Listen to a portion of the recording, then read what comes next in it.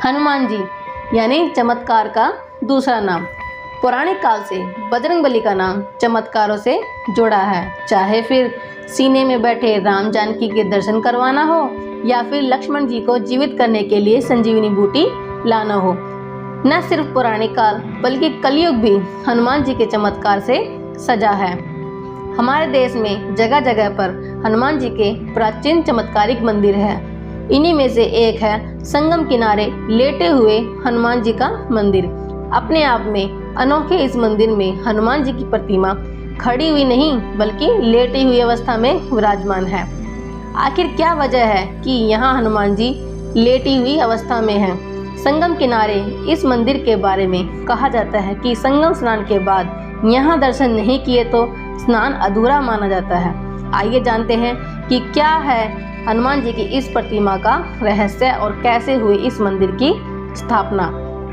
माना जाता है कि यह धरातल से कम 6-7 फीट नीचे है और हनुमान जी की प्रतिमा की लंबाई 20 फीट है। संगम नगरी में इन्हें बड़े हनुमान जी, किले वाले हनुमान जी, लेटे हनुमान जी और बांध वाले हनुमान जी के नाम से जाना जाता है। इस प्रतिमा के बारे में माना जाता है कि इनके बाएं पैर के नीचे कामदा देवी और दाएं पैर के नीचे अहि रावण दबा है। उनके दाएं हाथ में राम लक्ष्मण और बाएं हाथ में गदा शोभित है। बजरंगबली यहाँ आने वाले सभी भक्तों की मनोकामनाएं पूर्ण करते हैं। यहाँ के बारे में ऐसा कहा जाता है कि लंका पर जीत हासिल करने के बाद जब हनुमान जी लौट रहे थे तो रास्ते में उन्हें थकान महसूस होने लगी, तो सीता माता के कहने पर वह वहाँ संगम के तट पर लेट गए। इसी को ध्यान में रखते हुए यहाँ लेटे हनुमान जी का मंदिर बनाया गया। यह मंदिर कम से कम 600-700 वर्ष पुराना माना जाता है। बताते हैं कि कन्नौज के राजा के कोई संतान नहीं थी।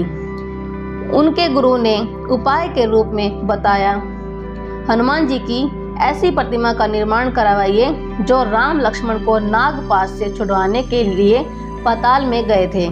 हनुमान जी का यह विग्रह विंध्याचल पर्वत से बनाकर लाया जाना चाहिए। जब कन्नौज के राजा ने ऐसा ही किया और विंध्याचल से हनुमान जी की प्रतिमा नाव से लेकर आए, तभी अचानक से नाव टूट गई और प्रतिमा जलमग्न हो गई। राजा को यह देखकर बेहद दुख हुआ और वह अपने राज्य वापस लौट गए। इस घटना के कई वर्षों बाद जब गंगा का जल स्तर घटा, वहां धूनी जमाने का प्रयास कर रहे राम भक्त बाबा बालगिरी महाराज को यह प्रतिमा मिली। फिर उसके बाद वहां के राजा द्वारा मंदिर का निर्माण करवाया गया। प्राचीन काल से मुगल शासकों के आदेश पर हिंदू मंदिरों को तोड़ने का काम जारी था, लेकिन यहाँ पर मुगल सैनिक हनुमान जी की प्रतिमा को हिला भी न सके। वे जैसे जैसे प्रतिमा को उठाने का प्रयास करते, वह प्रतिमा वैसे वैसे और अधिक धरती में बैठी जा रही थी। यही वजह है कि यह प्रतिमा धरातल से इतनी नीचे बनी है। वीडियो अच्छी लगी तो एक लाइक जरूर करें और चैनल को सब्सक्राइब भी करें।